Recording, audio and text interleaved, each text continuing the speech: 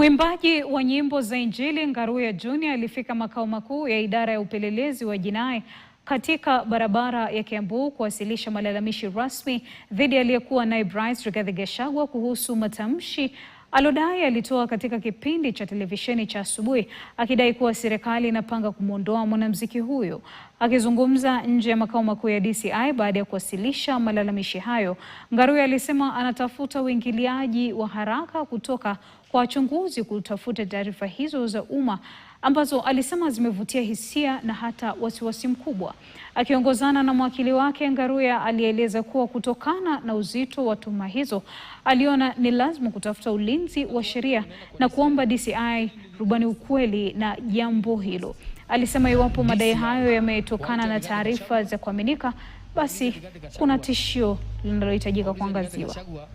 Ya kwamba nini na ni nani anataka kuua Ngaruya Junior.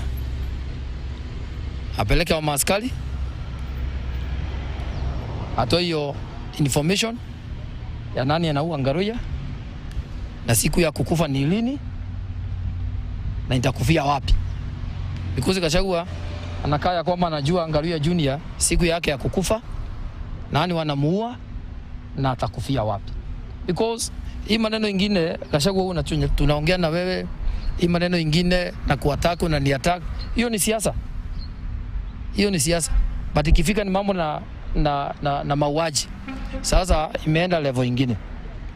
Because now niko na watoto na niko na familia na niko na watu wananiangalia. Kufikia hapo mtazamaji, basi itakuwa ni tamati